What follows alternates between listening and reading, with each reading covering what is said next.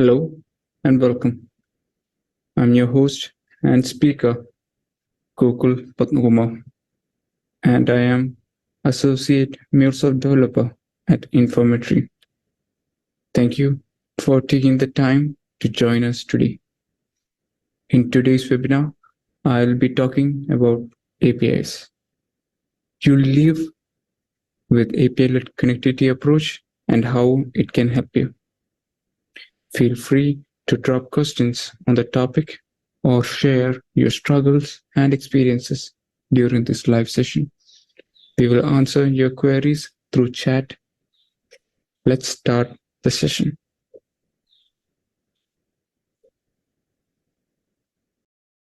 This session is organized by Infometry. We are a pure play data analytics company based out of Fremont, California, with our offshore development center in Bangalore, India. We came into inception back in 2010, and since then, we have been offering domain-specific analytics solution for high-tech, energy, life sciences, retail, manufacturing, and finance customers. Infometry has been an engineering and consulting services partner for companies like Informatica, Matillion, Snowflake, W, Adaptive Insights, Luca, etc. Infometry offers domain-specific analytics solution for high-tech, energy, life sciences, retail, manufacturing, and finance customers.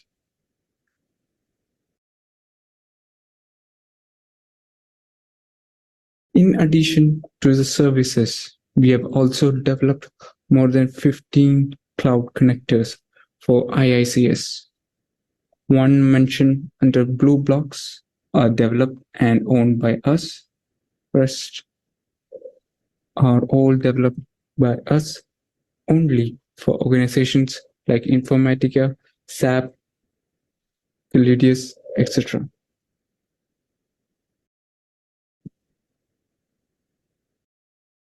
We have developed state-of-the-art analytics solution, Infosys, which can be hooked to any on-prem or cloud CRM/CRP or planning app. Infosys is 100% cloud-based, pre-built analytics software developed using open architecture. Infosys comes in 3 different flavors: finance, supply chain, and sales and marketing analytics. That's our quick introduction. Now let's move to our today's agenda.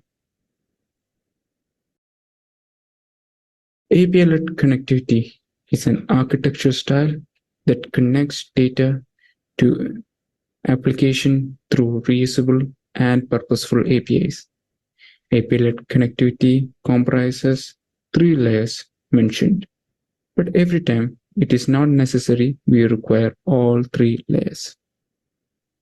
Before we discuss API-led architecture, we should take a closer look into point-to-point architecture and its various drawbacks.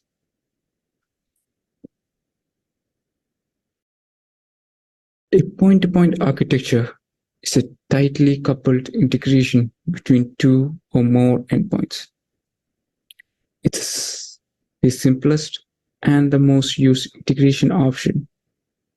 This is due to adapters to various platforms are available in the market. Still, most require some level of customization. Some organizations choose to develop bespoke connectors. Note that if a system adapter leverages APIs to access data, it still cannot be reused by other applications and therefore remains point-to-point.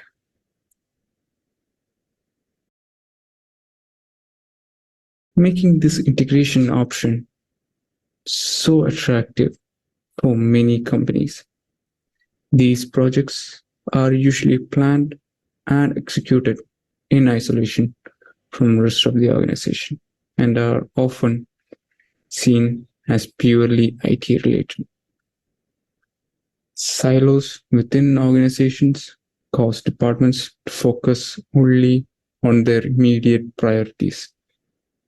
There may be integration projects within the same company, each vying for resources and budget while losing track of organizations' broader goals.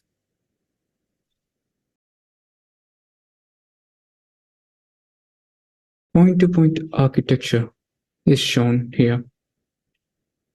Here we have system A, system B, system C, and system D. Here we in point-to-point connections between systems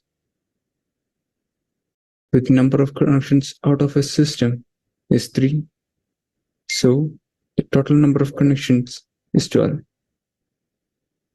This is typical integration style of point-to-point architecture.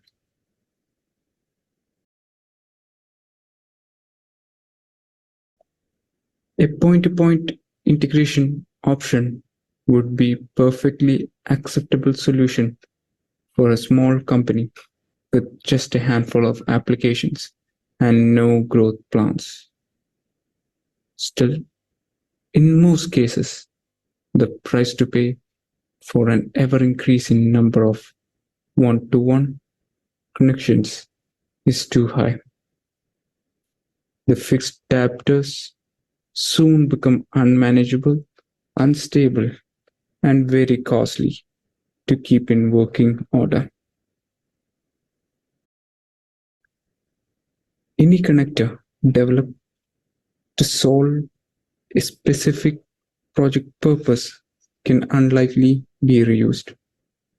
Not to mention the wide IT skill set required to look after adapters based on different technologies.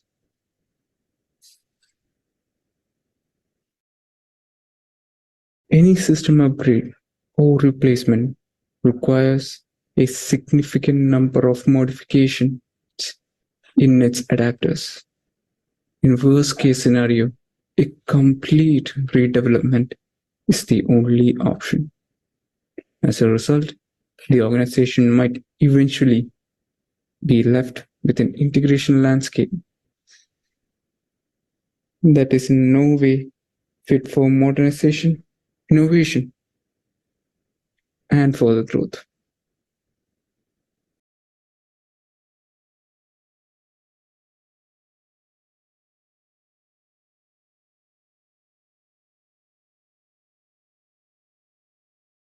An architectural methodology that defines the approach for connecting and exposing assets through reusable and purposeful APIs. This approach shifts how IT operates, promoting decentralized access to data and capabilities while maintaining strong governance. The outcome of API-led connectivity approach is a scalable, manageable network of pluggable applications and devices.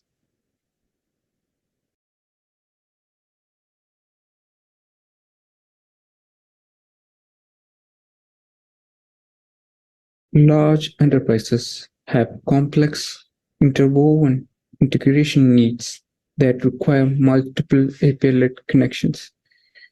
MuleSoft offers a framework for ordering and structuring these connectivity building blocks. Agility, flexibility, and security can only come from a multi-tier architecture containing 3 distinct layers.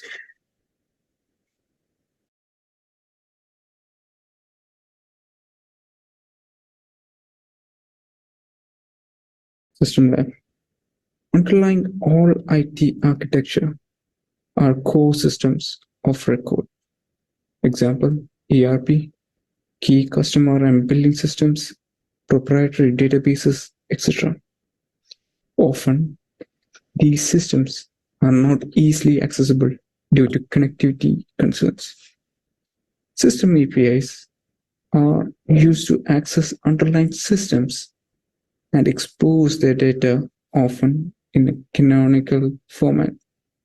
Moreover, this layer hides the system's complexity and provides downstream insulation from any interference or rationalization of those systems. These APIs are changed infrequently. They are governed by central IT, given the importance of underlying systems.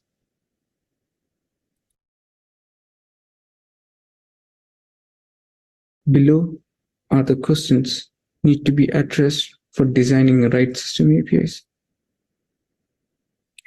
What will be the core functionality of the system API? Do we require system API? How many systems are involved? Do we need to create a system API for each backend system? What kind of security measures need to be taken care of for system API? Do we need a wrapper around existing system API that is written in non-MuleSoft?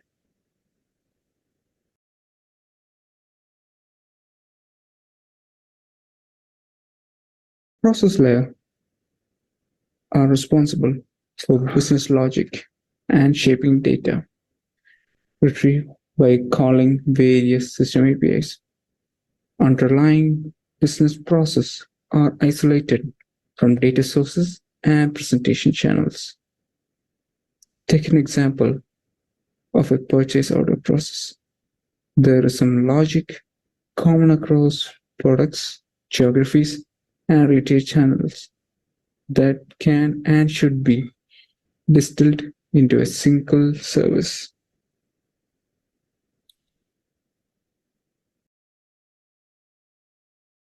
Below questions need to be addressed for designing the right process API. What will be the core functionality of the process API? Do we require process API? Does business logic already exist in backend system? Example, store procedure on database having business logic. Do we need to implement business logic? Input the process layer? Who will be the consumers of the process API? Most of the time, process API will be consumed by multiple user experience API to promote reusability. What security measures need to be taken care of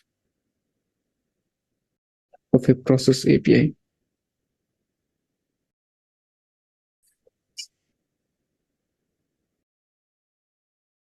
Information is consumed across a broad set of channels. Each channel requires access to same data but in a different format. For example, a retail branch POS system, e-commerce site, and a mobile shopping application may all want to expose information about their customers. Only one might need it in a JSON format, while the other in XML. The main advantage of the three-layer approach is that all channels are from a single data source without a need for building channel-specific point-to-point integration.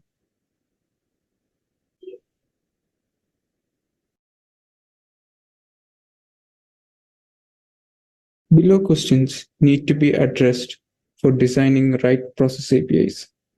What will be the core functionality of the system API? Does Experience API have multiple consumers? Do we require Experience API? What security measures need to be taken care of at Experience API? How to secure APIs from DOS or DDoS attacks? Do different consumers have security requirements which are different from one another, etc.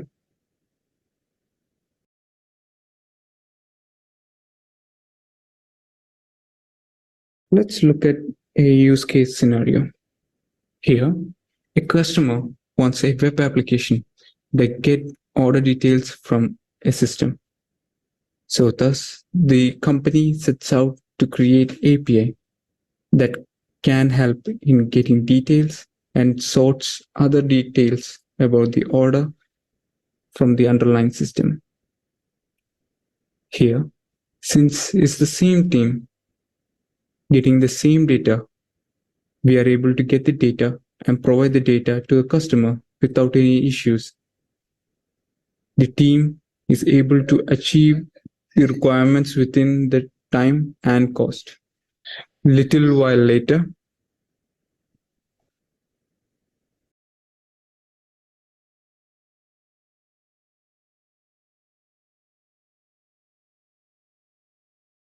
same company comes back after a couple of months. After seeing the success of the application, they have decided to create a mobile app that also uses the same functionality. So thus, the company sets out to create the same API with the same call to same applications using the same code. But what happened is that they are created the same application and using the same code again to call that is causing the code redundancy since it already exists. Also, here, the company might not be able to have the same people that work under the project earlier. They might have been allocated to other project or left the company. So thus affecting its time and resources of the company to achieve the same result.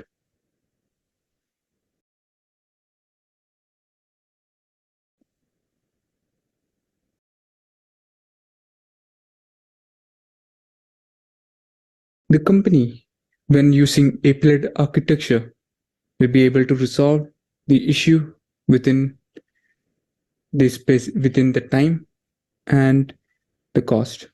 Here, we have three layers existing.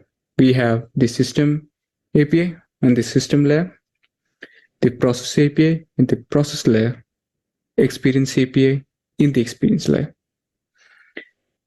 System API. Below are the list of things you need to take care while designing system API. System API generally not exposed publicly and should be deployed within a private network or private port. Example, on Cloud Hub, System API can be deployed on a private port within any point virtual private cloud. Always provide an internal URL to upstream API to communicate with the system API.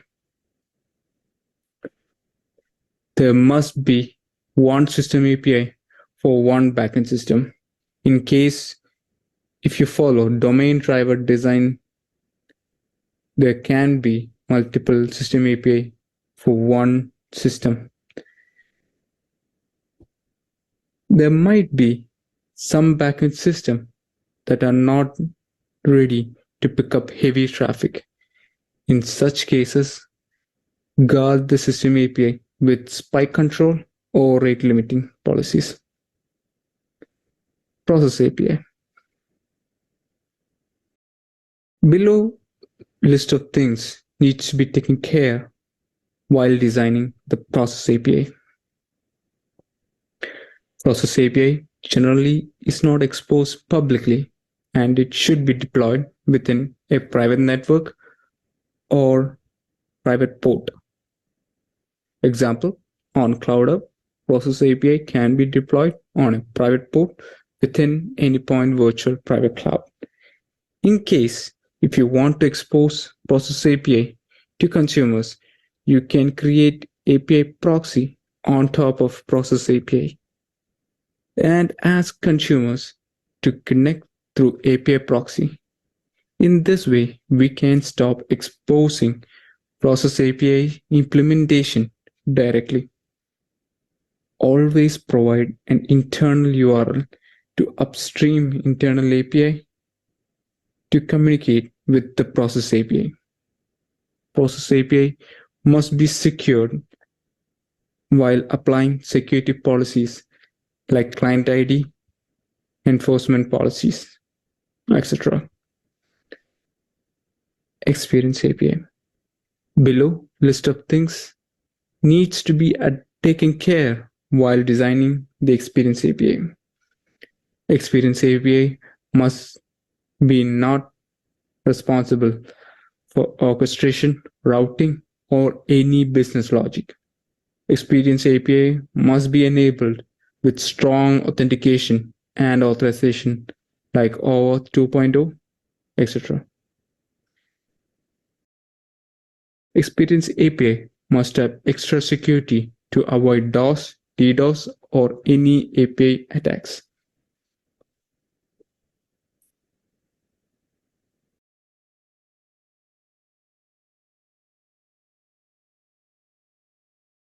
Increase savings through reusable assets. The API-led integration is not just about reusing APIs across various projects and new business initiatives.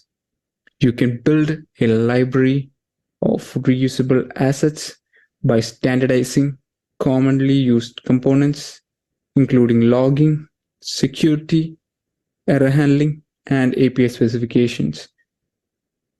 Considering the most APIs used at least a few of the components, their reuse helps reduce the development and costs enormously. Increased savings through productivity. MuleSoft has a pool of features that facilitate integration, development needs, and therefore help increasing work productivity and efficiency. Marketing services, unified platforms, templates, and pre-built connectors speed up implementation of integration solutions for various business problems. Many of the MuleSoft features require low code and even no code at all, thus reducing the probability of errors and test time and decreasing the pressure on IT department.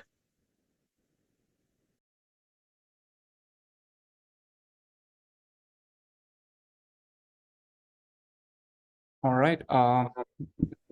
Next, let's move to QA session. If you have any questions, you can ask me right now. Thank you. Okay. Great. I think I've I've addressed all your queries. Yes. I have a question.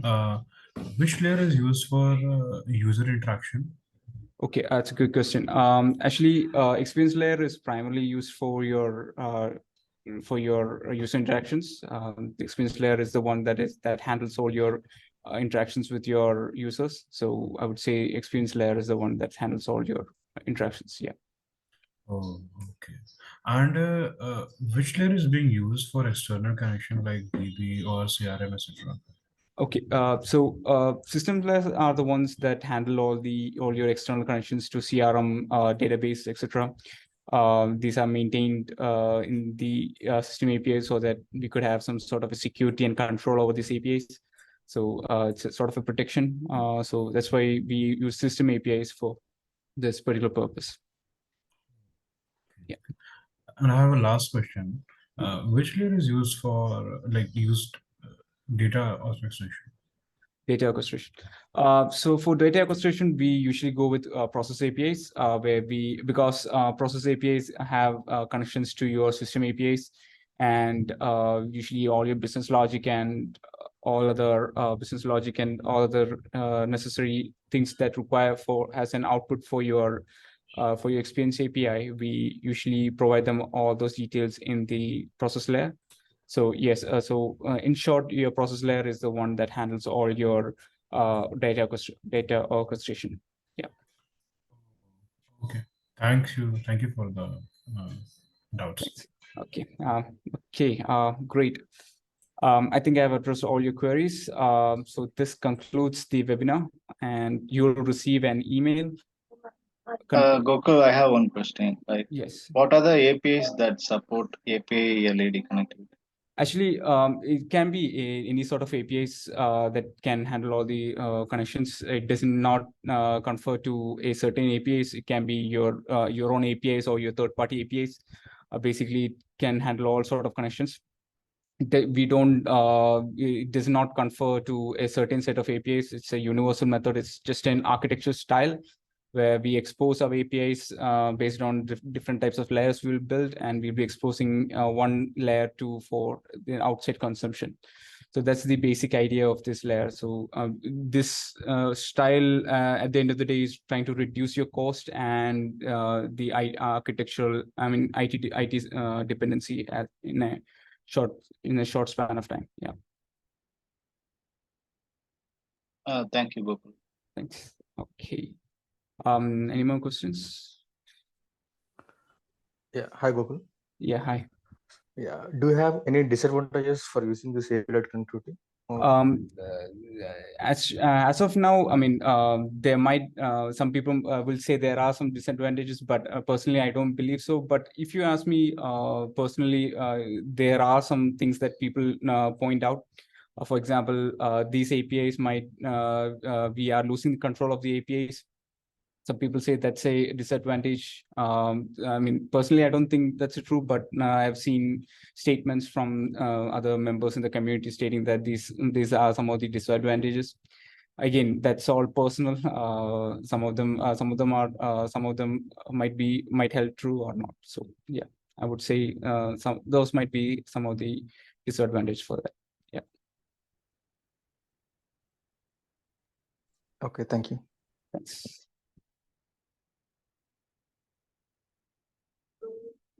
Okay, anyone else? Okay, great. I think I have addressed all your queries. So this concludes the webinar, and you will be receiving an email containing a link to this broadcast. Thank you for your time. We hope you have learned and enjoyed this presentation. See you soon in our next webinar. Thanks. Bye. Thank you. Thank you.